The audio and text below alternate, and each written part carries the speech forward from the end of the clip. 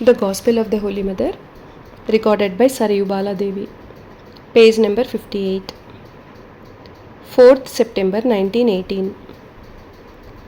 The mother was seated on her meditation carpet, counting beads.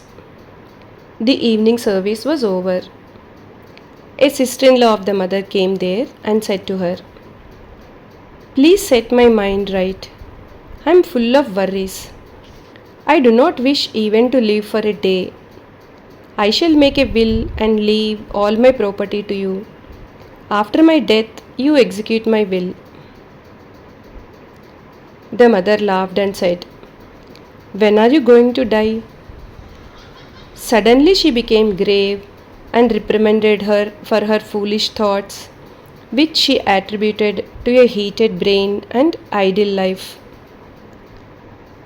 Looking at me, the mother smiled and said, "Do you notice, my child, the inscrutable play of Sri Ramakrishna? Look at my own relatives. See the evil company I am in. One is already mad, and this one also is verging on insanity. And look at the third one. How much care I took to train her up, but all to no effect. She does not have the slightest trace of wisdom. Look there, she is standing in the porch, leaning against the railing and wistfully looking forward to the return of her husband. She is afraid that her husband may enter the house where that music is going on. Day and night she has been trying to keep him within her sight. What an inordinate attachment! I could never dream that she would be so much attached." The woman relative of the mother left the place with a sorrowful air and lay down on her bed. Mother, my child, you have been extremely fortunate in getting this human birth. Have intense devotion to God. One must work hard. How can one achieve anything without effort? One must devote time for prayer even in the midst of one's household duties. What shall I say about myself?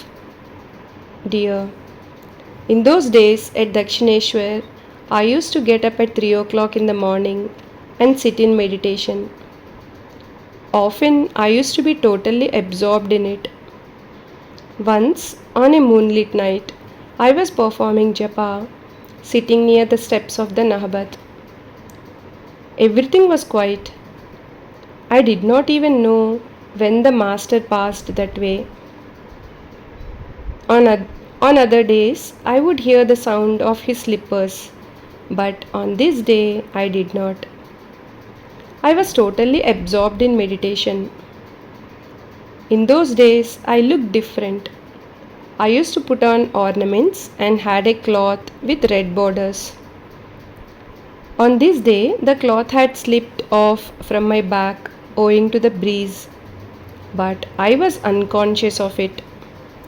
It seems San Yogin went that way to give the water jug to the master and saw me in that condition. Ah, the ecstasy of those days.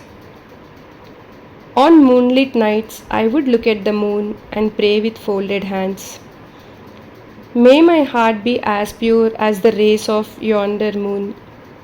Or, O Lord, there is a stain even in the moon, but let there not be the least trace of stain in my mind. If one is steady in meditation, one will clearly see the Lord in one's heart and hear His voice. The moment an idea flashes in the mind of such a one, it will be fulfilled then and there. You will be bathed in peace. Ha, what a mind I had at that time. Brinde, the maidservant, one day dropped a metal plate in front of me with a bang. The sound penetrated into my heart. In the fullness of one's In the fullness of one's spiritual realization, one will find that he who resides in one's heart resides in the hearts of others as well. The oppressed, the persecuted, the untouchable, and the outcast. This realization makes one truly humble. Let my sister in law, who complains of mental worry, do likewise. Let her get up from bed at 3 o'clock in the morning and sit in the porch adjoining my room for meditation. Let me see whether she can still have any worry of mind. She will not, however, do that, but only talk about her troubles. What is her suffering? I never knew, my child, what mental worry was. But now I have been suffering day and night because of my relatives. It was an unlucky time when this sister in law came to our family.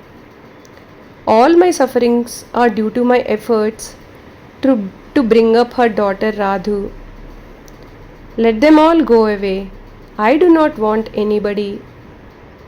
Just look at these girls. They never listen to me. Such disobedient women. Jai Ma.